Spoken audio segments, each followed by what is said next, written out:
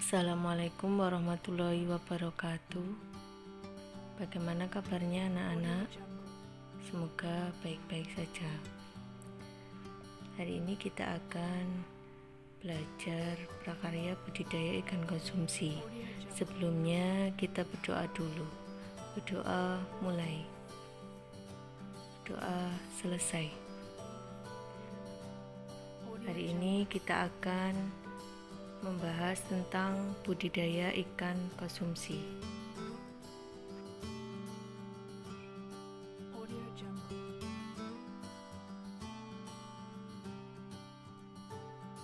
Memahami komoditas ikan konsumsi, memahami sarana dan peralatan budidaya ikan konsumsi, memahami tahapan budidaya ikan konsumsi sesuai wilayah setempat.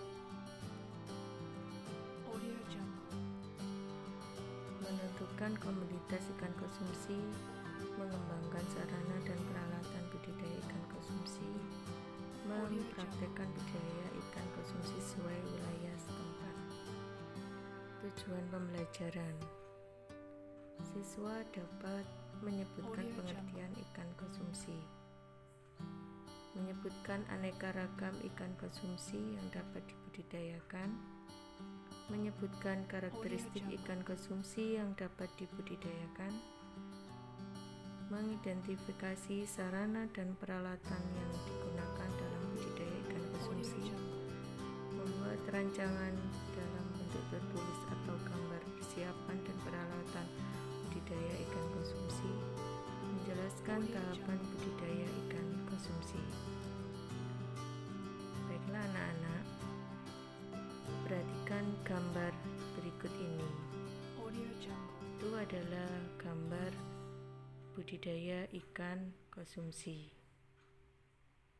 Apa itu ikan konsumsi? Pengertian ikan konsumsi. Ikan konsumsi adalah ikan yang dibudidayakan untuk tujuan sumber pangan atau konsumsi. Budidaya ikan konsumsi adalah upaya yang terencana untuk memelihara dan mengembangkan ikan agar tetap lestari sehingga dapat memperoleh hasil yang bermanfaat. Oke, sekarang contohnya ikan konsumsi. Ikan konsumsi yang hidup di air tawar. Yang pertama, ikan mas. Berbadan agak memanjang, pipi ke samping dan lunak. Habitat air yang tidak terlalu dalam dan deras. Ukuran mencapai 300-400 gram. Panen usia 2-3 bulan. Kedua, ikan patin. Warna punggung keabuan atau kebiru-biruan dan bagian perut putih berkeperak-perakan. Ukuran kepala relatif kecil dengan mulut terletak di ujung agak ke bawah. Hidup di perairan dengan kandungan oksigen relatif rendah. Yang ketiga contohnya adalah ikan lele. Tubuh yang memanjang, berkulit licin dengan kepala pipi. Mulutnya berada di ujung atau terminal. Sepasang patil. Dipanen pada umur 3-4 bulan dengan berat rata-rata 200 gram per ekor. Ikan air payau. Contohnya di sini ikan bandeng. Cirinya badan memanjang, pipi dan lunak. Perairan tidak dalam. Berat rata-rata 450 gram per ekor setelah dipelihara selama 3-4 bulan.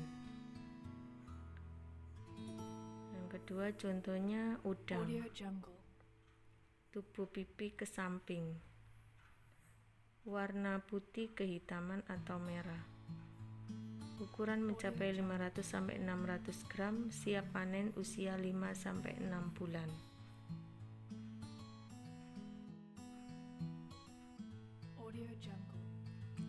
Ikan air laut. Contohnya di sini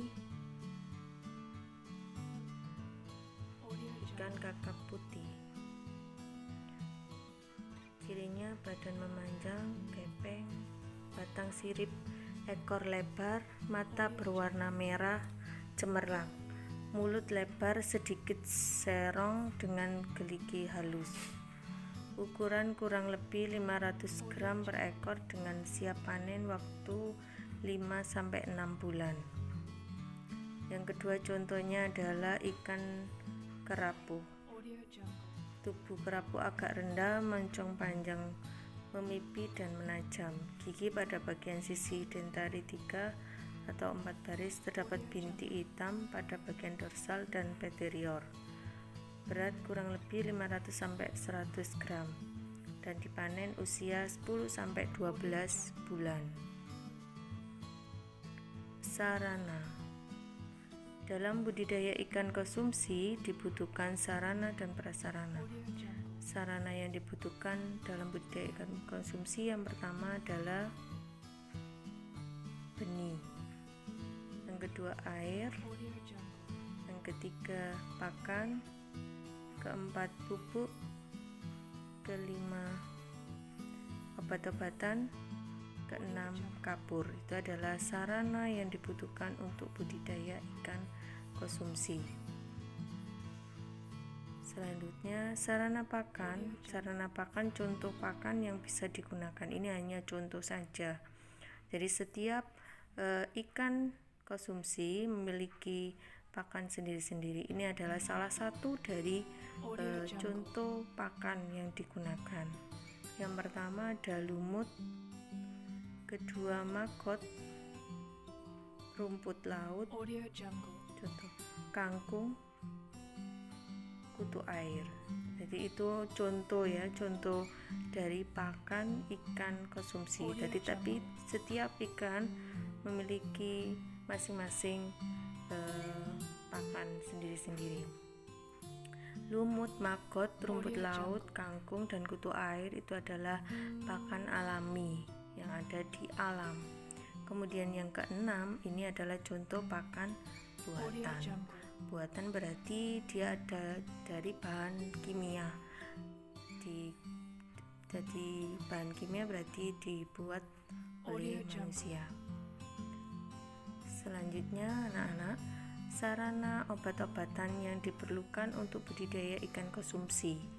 Yang pertama adalah vitamin, kedua anti jamur, ketiga obat luka, garam ikan, yang keempat, yang kelima anti kutu. Itu adalah sarana obat yang mungkin diperlukan, yang biasanya diperlukan untuk ikan konsumsi.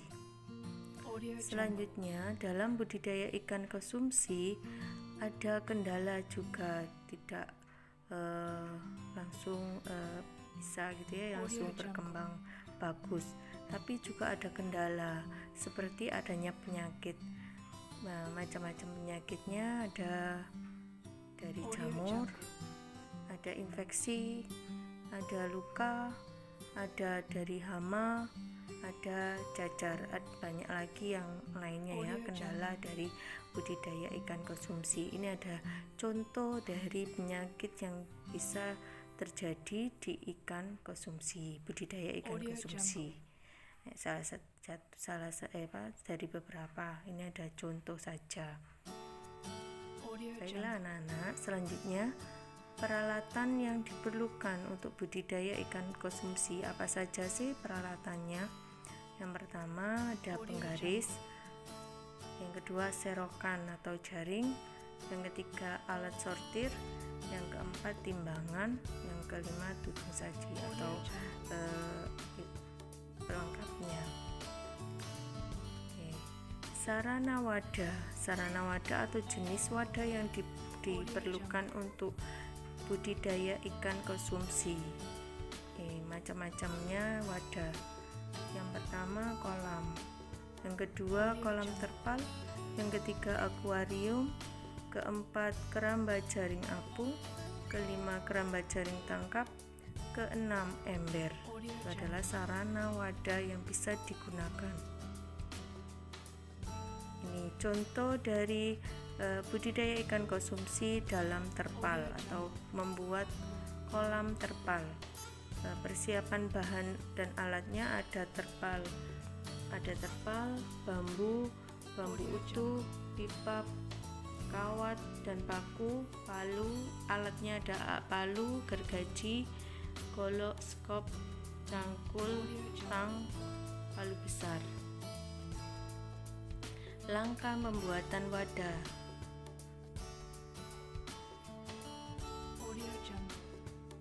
Pertama, ratakan tanah dasar wadah dengan cangkul dan skop. Buang kerikil dan benda tajam lainnya yang dapat merusak terpal. Yang kedua, buat tanda berbentuk segi empat sesuai ukuran terpal dikurangi 1 meter. Kemudian yang ketiga, tancapkan patok bambu tegak lurus dengan kuat menggunakan palu sampai benar-benar kuat untuk menahan tekanan air.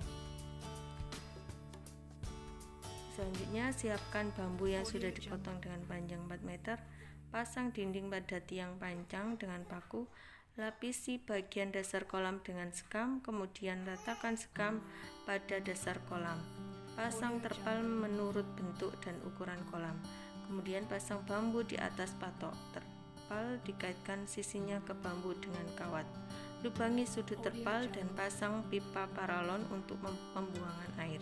Agar tidak bocor, terpal diikat kencang dengan karet dan motor. Pasang saringan pada pipa pembuangan, kemudian tutup dengan pipa. Bak atau kolam terpal siap diisi air. Ya, tadi contoh pembuatan kolam dari terpal. Selanjutnya tahapan budidaya ikan konsumsi. Yang pertama adalah Perencanaan meliputi menentukan jenis ikan, menentukan dan mempersiapkan wadah. Yang ketiga, menentukan jadwal kegiatan budidaya.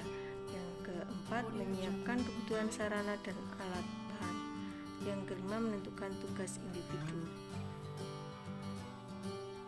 Dua, menyiapkan sarana produksi. Sarana produksi meliputi bahan dan alat. Bahannya meliputi benih ikan, pakan ikan, obat-obatan, vitamin. Alatnya timbangan, penggaris, alat sortir yang kita bahas tadi. Yang ketiga, proses budidaya.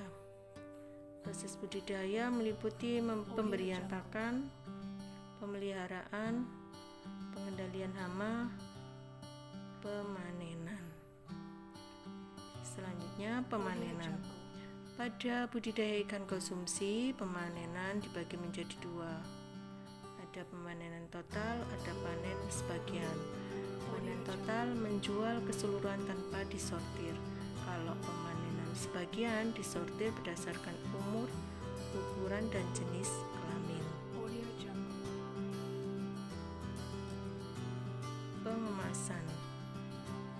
Pengemasan bagi menjadi 2, yaitu terbuka kalau pengirimannya jarak dekat. Yang kedua, tertutup. Itu kalau pengiriman jarak jauh. Tertutup artinya itu dibungkus rapat gitu ya, tertutup. Demikian tadi sedikit tentang budidaya ikan konsumsi. Semoga bermanfaat. Saya akhiri, apabila ada yang kurang lebihnya saya mohon maaf. Tetap di rumah, jaga kesehatan. Saya akhiri dulu. Assalamualaikum warahmatullahi wabarakatuh.